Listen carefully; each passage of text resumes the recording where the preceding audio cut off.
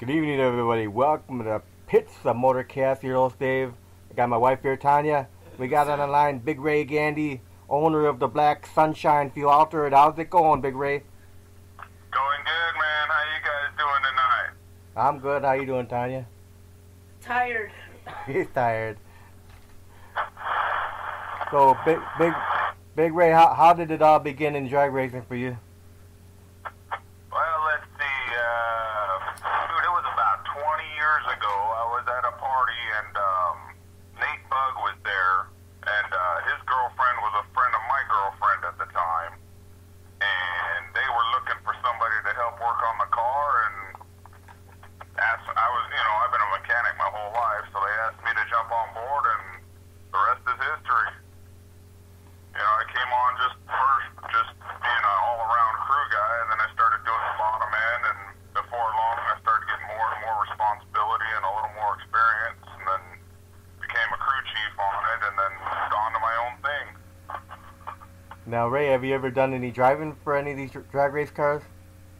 But no, not yet. I went to Frank Hawley's school a year ago, October, and got my super comp license, and as soon as we're done with the March meet, I'm going to start stepping into this car. Into the Black Sunshine? Yeah, but we have a funny car body for it we're probably going to put on for me to drive. Ah, okay. What kind of funny car? Separate brand identity, What kind of funny car body? It's a 71 Dodge Mini Charger. Oh, that's nice. Yeah. Yeah, there's not too many of them around. I only know of 3 that ever existed, and I have one of them. My uncle got a Dodge Charger, like a 60-something. And my uncle got a Dodge Charger, like a 60-something Dodge Charger. I don't know what year it was. But at that same uncle's house, I got a 68 Chevy Camaro. Oh, very cool. Yeah. So now, Ray, if in case people don't know out there, James Day will be driving the car this year, right? Yes, sir. James and I have known each other for a long time. When he was driving the War Eagle car for Dale Pulte, I was doing the bottom end on it, and we got to know each other then. And when Gary Turner parked his car and James became available, I jumped on it. Last year, James was driving the Peddler funny car? Yeah, he's been driving the Peddler car for quite a while. He's done very well in it. He's a fantastic driver and a good friend. So now, Ray, with Black Sunshine, how did the car run last season for you? Say that again? How did the Black Sunshine run last season for you? Oh, last season was pretty bad, actually. We went out to the March meet, and we had a little fuel pump issue, and it ended up breaking 7 connecting rods and set the car on fire pretty good. Wow. And, yeah, then we went on to Del Worsham's battle at Verona, and we ended up winning that deal, and really there was no other opportunity to run the car other than Boise, and we spent so much putting it back together after the fire, we just couldn't go, so we only ran it twice last year. So now, what year did Black Sunshine come about? It's been on the track for 3 years now. Then who all has been driving the car? Well, we started with my good friend Jeff Utterback, and unfortunately we got to a point where Jeff had to get a hip surgery, so he stepped away from driving, and Jeff Aranda and I have been friends for a long time, so I asked him to fill in. But, Jeff's a professional. That's what he does for a living. So if he can get a paying gig, he's got to take it. And he's got a couple irons in the fire. So we ended up, when James became available, we jumped on it. I've been fortunate to have some very, very good drivers in the car. And James is just going to continue the tradition. So what's the quickest run time that you've had with that car? It's gone 6:30. And that run was an early shut-off. He shut off at about 800 feet, so it's well capable of running the 6-flat index. It was my mistake when I mounted that Fiat body. I raked it really aggressively to get the look that I wanted, and unfortunately the crossbar at the top of the windshield was right in the driver's line of sight, so nobody's been able to find the finish line with it yet, but I raised the front of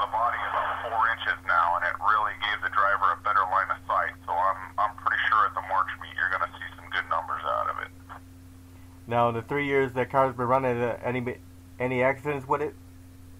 The very first time we ran it, he bounced it off the wall. It had an oil leak. It got oil under the right rear tire, and it turned it right into the wall at the March meet. Scared the hell out of all the photographers. So now, besides you, how many other crew members are there, and who are they? Well, of course, my wife Caroline. She's heavily involved, and she's also the backup girl, and she allows this to happen. She makes it happen. Then I've got John Lenko, Mike Cross, and Billy Ritter are all crew members on the car, and I couldn't do it without them. They're just fantastic. And fortunately, both Jeffs have been, they're not just drivers. They work on the car too, and now James is going to do the same thing. I'll probably have James doing the clutch at the same time as he's driving.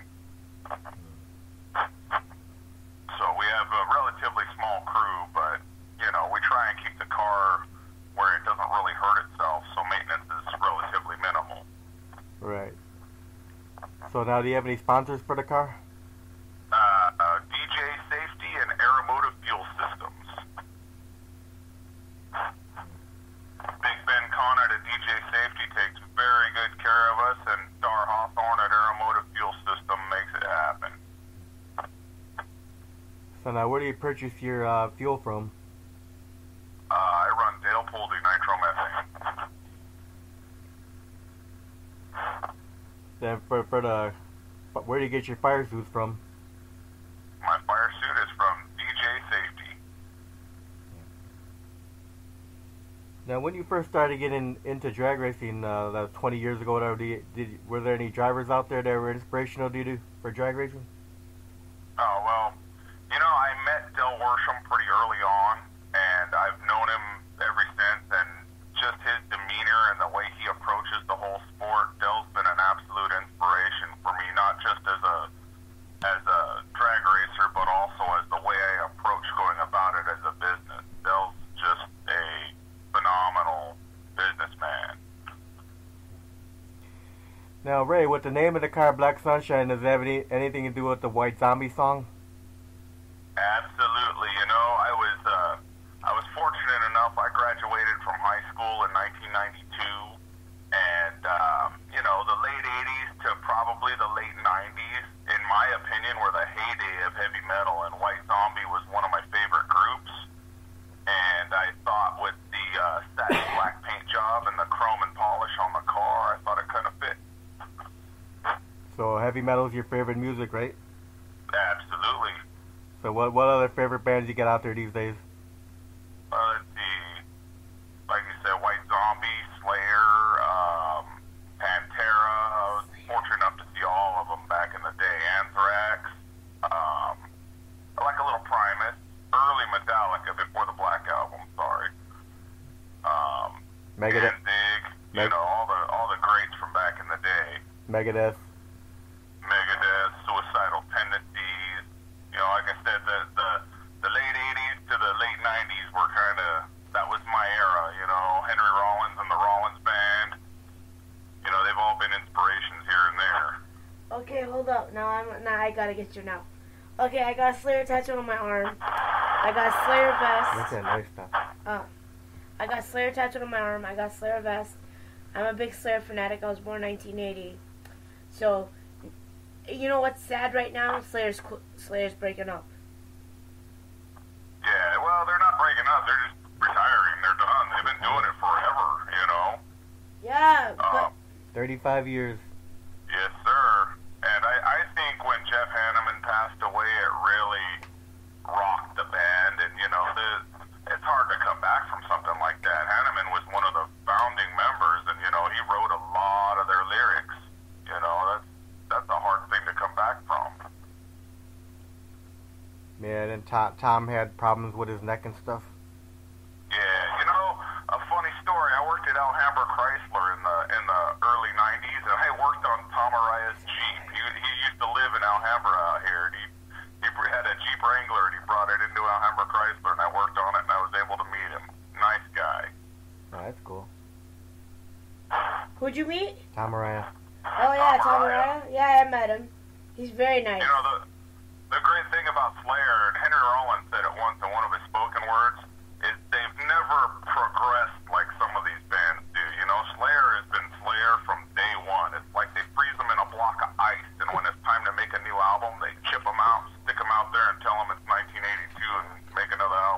I know. Slayer's always kept to the original theme. See, I met Tom Araya a couple times. I met Kerry King once. Me and Kerry King almost went at it. I mean, argued. I almost smacked him across the face. Gary Holt met him, got his autograph. Paul Bostaph, I love Paul Bostaph. Yeah. From Forbidden also. From Forbidden, rest in peace Forbidden, I love Forbidden. I remember when me and Dave went on, which tour was it, Dave? The last Forbidden album. The last Forbidden album. Megadeth. Omega Wave, yeah. It was 2011. We went on that tour. Oh my god. We're like, because Dave's good friends with Craig Cicero and Matt Camacho. Yeah. Good guys, man. Good guys. Good guys and good music. That, like I said, that was the golden age for heavy metal for me. It was all them guys. Yeah, you're from California, so the 80s had the Bay Area thrash scene out there in the 80s. You know, I was more like the early to mid 90s. The San Fernando Valley had the metal thing going on. There was a lot of little clubs with some really badass little bands. I mean, I saw System of a Down one time, and they played with Snot. I don't know if you were familiar with Snot. Yeah, a little bit. But it was a rainy night in the San Fernando Valley, and I swear it was me, my friend, the two bands, and their girlfriends, and that was it. And it was a pretty badass set. Didn't the singer for Snot pass away? Yeah, he got in a car accident and passed away. Man. That guy was amazing, though. I mean, like I said, it was rainy and there was nobody there, so strangest thing I ever seen. He had a wireless mic and he was sitting at the bar drinking a beer singing. And he never missed a beat. If you close your eyes, it was like he was bouncing around on stage like any other time. And like you mentioned, DRI, but at least they're still going. Yeah, there's some of them still hanging in there, but shoot, all of them are getting old. Yeah, I mean, I'm old, you know, so they all got to be getting old. Yeah, Suicidal Tendency still going, Exodus. Yeah, Exodus is another badass band. Metal Church, you know. Yeah. No. Now, for this season, you got any events planned yet? We're going to the March meet, and then I guess Bakersfield is going to do one Saturday night Nitro, so we're going to go to that. And we got a couple other irons in the fire at Sacramento, and if money comes together, we'll go to Boise for the Nightfire Nationals. You're gonna do unfortunately, nitromethane has just doubled in price recently, so that's going to make it a little tough. Are you gonna do the Hot Rod reunion? Unfortunately, the fuel altered class of the Hot Rod reunion is invite only, and we don't get invited because our car isn't historic enough for those guys. So I don't know. Somebody said things are going to change, but I've been hearing that for years. Yeah, the Hot Rod reunion's a really expensive race to go to, anyways, because it's drawn out over 4 days. So it doesn't break my heart not to go. Yeah, you should come up to Great Lakes Dragway up in Union Grove, Wisconsin one of these days. Boy, that's a long tug, man. That'd be an expensive proposition, but we'd love to. The legendary Great Lakes Dragway. There you go. And we just lost one of those old tracks out there in New Jersey, yeah? Yeah. Yeah. Sucks when you lose a drag race track. Yeah, they're dropping like flies. I mean, even out here, we got Pomona, but it's only 2 dates a year. We're not allowed to run there. You know, the closest we can go is Bakersfield, and that's about a 2.5, 3-hour drive. So what are your favorite tracks to run the car on? Well, of course, Bakersfield, that's our home track, but also Boise is a really bitchin' racetrack if you've never been there. The staging lanes actually run alongside the drag strip, but they come down in front of the grandstands, and then you turn the car around and run the car back up the track. So that the whole time you're preparing the car, getting the driver in the car and all that, you're 5 feet away from the spectators. It's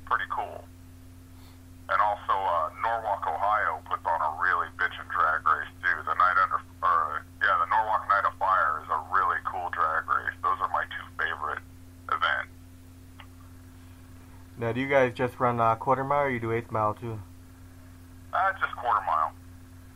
There's no real eighth mile racing out here on the West Coast. I mean, you know, we have Irwindale near us, but that track's dangerous for a car of our speed, you know.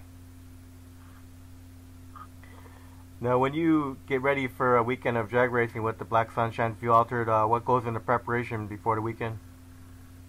Every time the car goes out, it comes all the way down to the bare block and goes back together. So we pretty much take it down to nothing and then build it back up so we have a chance to look at it. You know, the more you look at stuff, the more you find stuff that's broken. Now, throughout your drag race career to the 20 years, have you had any awards, any trophies, anything with any of the cars? I've got a couple wins. I was crew chief on a funny car that won the Good Guys race at Las Vegas, Nevada. I did the clutch on Rich Howell's Power Play Fuel Altered. We won Boise, and we still hold the track record there. I think we went 537 at 278 miles an hour with that car. When I did the bottom end on Dale Foldy's War Eagle car with James Day driving it, and we won the IHRA race in Tucson. So, you know, got a few wins under my belt. That's cool. Now, have you ever gone against Tom Mochi's Drastic Plastic? No, that car would kick our ass. that car is light years ahead of ours as far as technology. We have about half the fuel pump. We've got one single points magneto. He's got two big old 44 amp mags. We run a 671 blower. He's got a 14. I mean, that car is a modern funny car with a different body on it. Ours is more of a nostalgia piece. Yeah. Have you ever raced? How about the class we race at the March meet is a 6-flat index, so it really doesn't do you any good to have all that stuff hanging on the car. Have you ever raced a crop duster? No, but I know those guys. Yeah, Frank and Deborah. Yeah. They do. And Eric, David Brew, and some of the other guys that work on the car, the Boyings brothers. They're all good people. Yeah, they do the funny car thing and be altered. Yeah. Yeah, they got rid of the top fuel car, and they're doing that funny car chaos thing this year. Yeah. I don't know if they're going to get out much other than that, but I guess there's going to be a couple of those events, and they sound fun. Yeah, 3 of them. 2 in Texas, yeah. one in Illinois. Yeah, and I know Frank was online saying that that's what they're going to concentrate on. Now, you ready for some fun questions? Sure, shoot.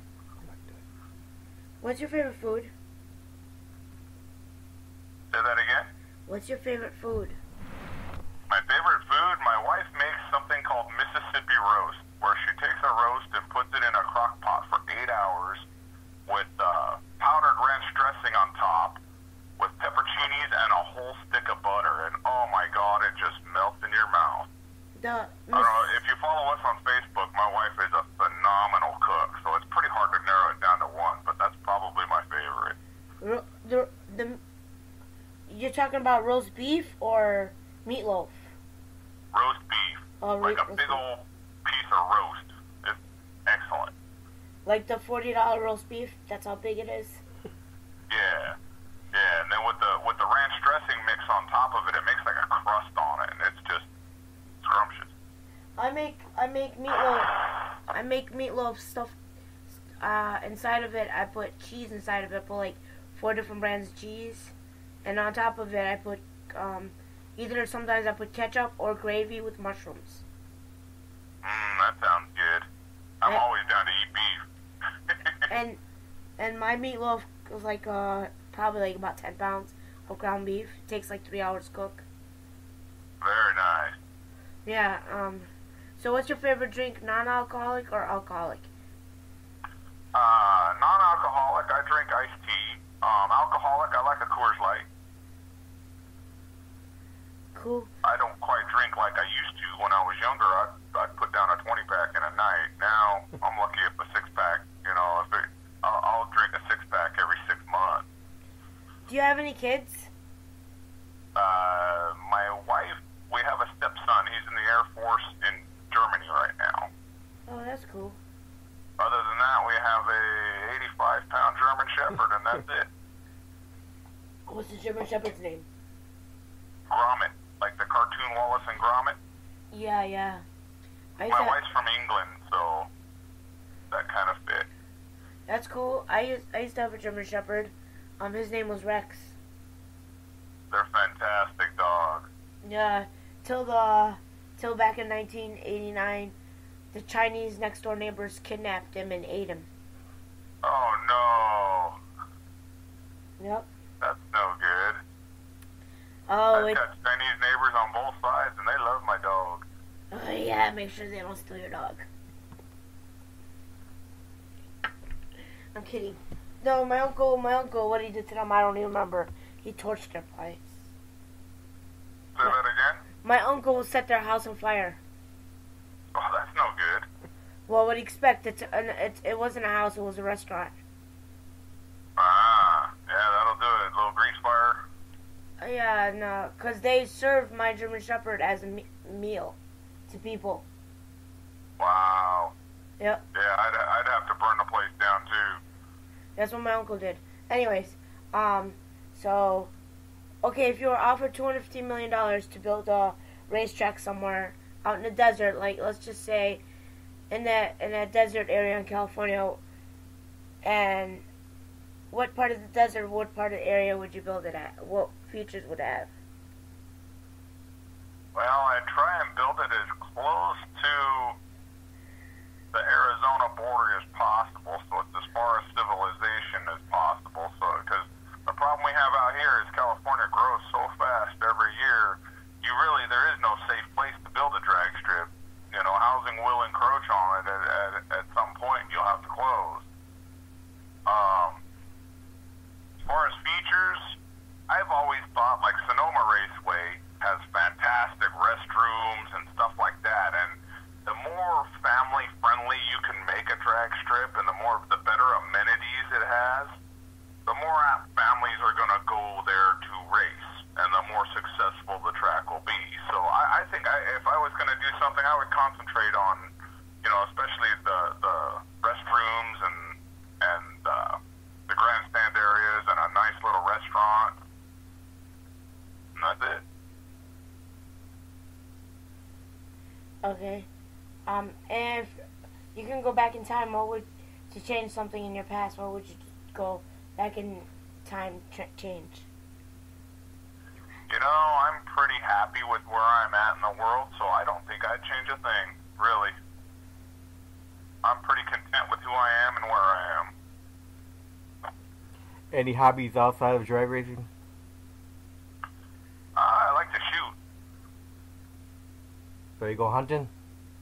No, I just poke holes in paper from a long ways away.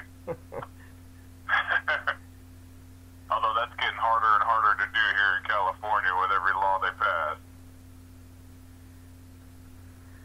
Now, if you ever have time to take a vacation, do you and your wife have a favorite vacation spot? Next year, she's going to take me home, and we're going to go to England and check it out, because that's where she's from. So it'll be your first time going to England? Yeah, that'll be my first time. So, tell us about your band. When did you start? Oh, he's not in a band? No. Oh. Dave, you ask him questions. So, if you weren't into the drag racing, what do you think you'd be doing? If it wasn't drag racing, there'd be a sprint car sitting in the garage. That's the other motorsport that's always fascinated me, a sprint car on dirt. The sprint cars, World of Outlaws. Yeah. Man, my dad used to take me to watch those. They're insane. Like I said, that's the other kind that's I've always thought was awesome. And a sprint car is just it's the roundy round version of a fuel altered, so why not? Yeah. So, in your drag racing career, what's been the milestones for you?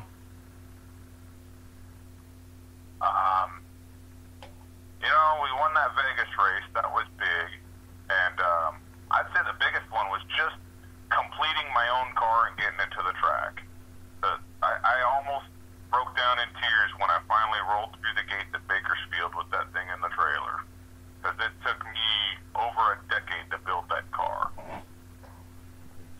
Now, would you consider that your fondest memory too of your career?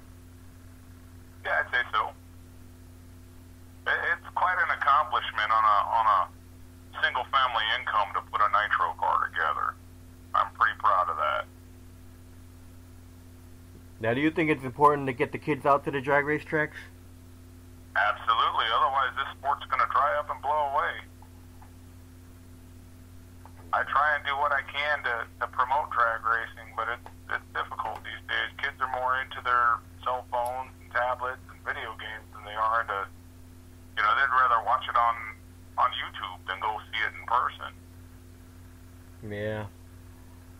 Now, at the track, do you get any kids come in the pit? Do you stick them in the driver's seat of the car? Every chance we get. Do a lot of kids ask questions about the car and stuff? Yeah, our car, because of the aggressive look of it, kids are kind of drawn to our car. So, yeah, there's always quite a few kids milling about. I'll try and answer anything they ask. Yeah. I think it'd be kind of cool if tracks, do the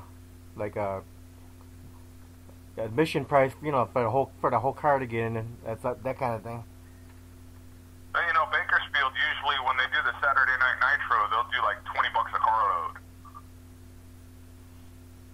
But that's just a one night only. Try and get as many people through the gates as possible, and I always thought that was a good idea. Yeah. So how does that work for them? They're usually pretty packed. Say that again? So how does that work out for them? Usually get pretty packed doing that? Bakersfield's a pretty sizable facility, so they get some people in there, but not near the capacity. If you go to like the March meet, or the Hot Rod Reunion, it gets 3 deep at the fence. But the Saturday Night Nitros are more a small show, and they get a few thousand people in there usually. That's cool. Now, I was talking to you yesterday. You said there was another event you wanted to talk about. Yeah, we were fortunate enough. We're pretty proud about it.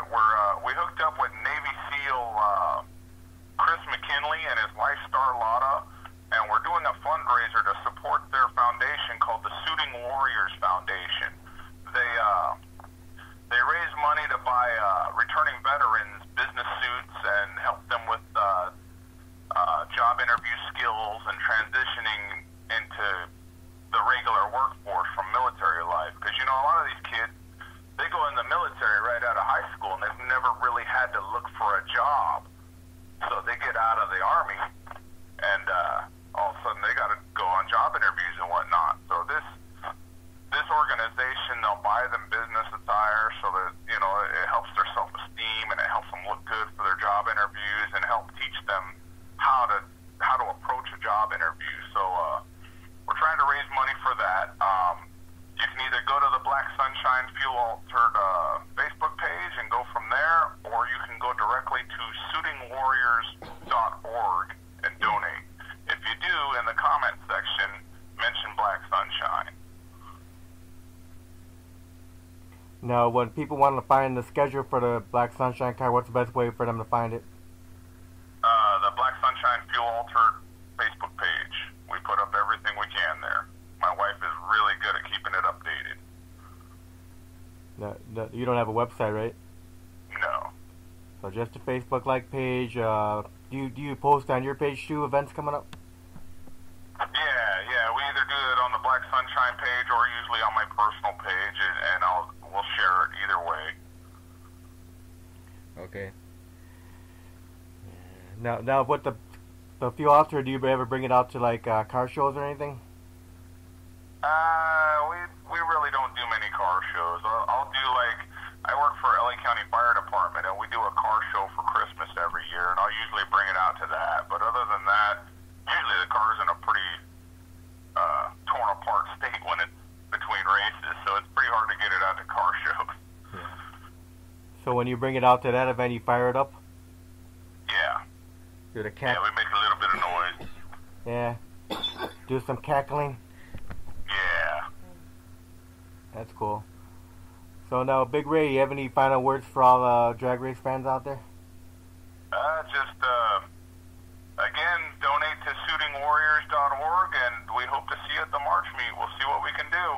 Excited to get James Day in the car, and thanks again to Aeromotive Fuel Systems and DJ Safety Equipment. Okay, well, I want to thank you again for your time for the interview, Ray. No worries, man. I hope you guys have a good night. You too. Good luck at the March meet. Thank you. Bye-bye. Bye-bye.